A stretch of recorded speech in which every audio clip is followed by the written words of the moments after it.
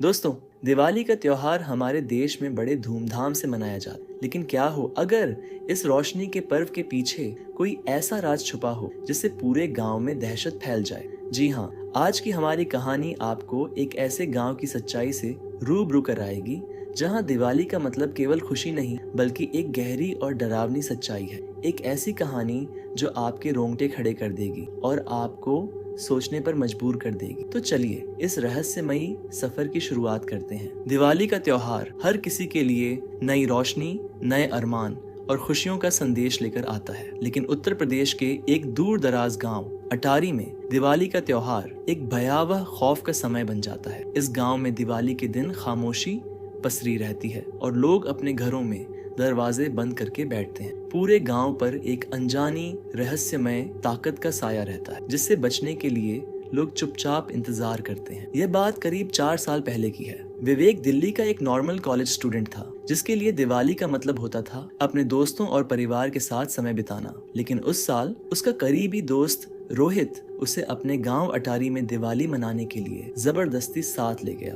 रोहित ने उसके आगे गांव की खूबियां बताईं, खासकर वहां का प्राचीन मंदिर जो दिवाली के दिन विशेष रूप से पूजनीय माना जाता था। विवेक को इस अद्भुत यात्रा का उत्साह था, लेकिन उसे यह नहीं पता था कि वह एक ऐसी जगह जाने वाला है जहां केवल अजीब घटनाएं ही नहीं बल्कि एक अज्ञात भय भी उसका इंतजार कर रहा है। गांव में पहुंचते ही एक अजीब सी ठंडक और सन्नाटा विवेक को महसूस हुआ। गांव के मुख्य द्वार पर ही कुछ लोग खड़े थे जो किसी अजनबी को गांव में आने से रोकने की कोशिश कर रहे थे। लेकिन जब रोहित ने उन लोगों को बताया कि विवेक उसका करीबी दोस्त है और सिर्फ दिवाली के जश्न में शामिल होने आया है, तो किसी तरह गाँव वालों ने उन्हें अनुमति दे दी। जैसे ही वे रोहित के घर पहुंचे, विवेक को लगा कि उसकी हर हरकत पर किसी की नजर है। घर के अंदर और बाहर एक रहस्यमयी खामोशी छाई हुई थी। रोहित का परिवार विवेक का स्वागत तो बड़े प्यार से कर रहा था, लेकिन हर किसी की आंखों में अजीब सा डर था, मानो वे किसी भयानक घटना का सामना करने वाले हों।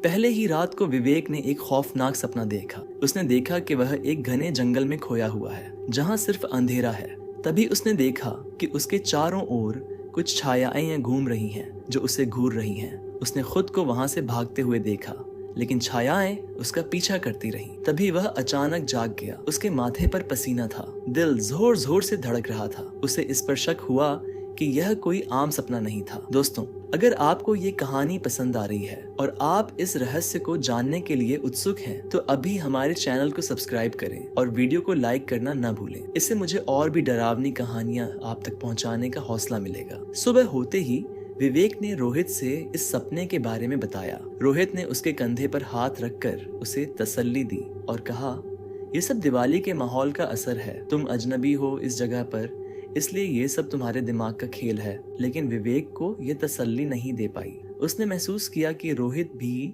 उससे कुछ छिपा रहा है। दूसरी रात को दिवाली की पूजा का समय था। गांव के मंदिर में पूजा आयोजित की जा रही थी, लेकिन अजीब बात यह थी कि गांव में कोई दिवाली की सजावट या रोशनी नहीं थी। मंदिर भी ठंडा और अंधेरा था। गांव के बड़े बुजुर्ग वहां बैठे हुए थे और उनके चेहरे पर चिंता की लकीरें थीं। विवेक ने रोहित से पूछा कि आखिर माजरा क्या है, लेकिन रोहित ने उसे शांत रहने और ज्यादा सवाल न करने की सलाह दी। रात को करीब 12 बजे के आसपास अचानक मंदिर की घंटियां जोर से बजने लगी, मानो किसी ने एक साथ कई घंटियां बजा दी हों। तभी मंदिर के पुजारी ने ऐलान किया, दुर्गा देवी की बलि का समय आ गया है। विवेक ने यह सुना और हैरान रह गया। उसने सोचा कि क्या यहाँ सच में बलि दी जाती है। लेकिन तभी गांव के लोगों ने कुछ बच्चों को मंदिर के अंदर लाकर देवी के आगे खड़ा कर दिया। विवेक को अब एहसास हुआ कि इस गांव के लोग हर दिवाली की रात किसी इंसान की बलि देते हैं ताकि देवी उन्हें भूत प्रेतों से बचा सके। उसने रोहित की ओर देखा जो खुद भी घबराया हुआ था। कहानी दिलचस्प होती जा रही है। अगर आप भी सच्चाई तक पहुंचने के लिए तैयार हैं, तो इस वीडियो को लाइक करें और अपने दोस्तों के साथ शेयर करें। और अगर आप चैनल पर नए हैं तो सब्सक्राइब जरूर कर लें ताकि ऐसी और भी दिलचस्प कहानियां आप तक पहुंचती रहें। विवेक और रोहित ने वहां से भागने की योजना बनाई। वे चुपके से गांव से बाहर निकलने की कोशिश कर रहे थे, लेकिन तभी कुछ लोगों ने उन्हें देख लिया और उनका पीछा करना शुरू कर दिया। वे किसी तरह जंगल में जाकर छुप गए और पूरी रात वहीं छिपे रहे।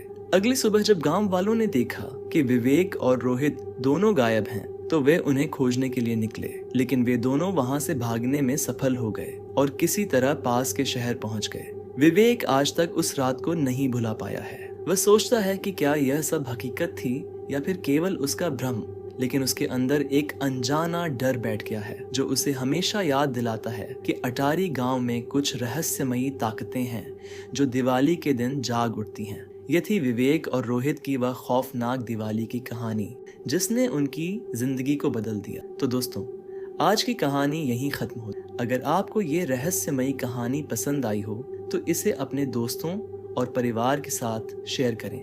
आपका प्यार और सपोर्ट ही हमें प्रेरणा देता है। अगली बार एक और डरावनी कहानी के साथ आपसे फिर मिलेंगे। धन्यवाद।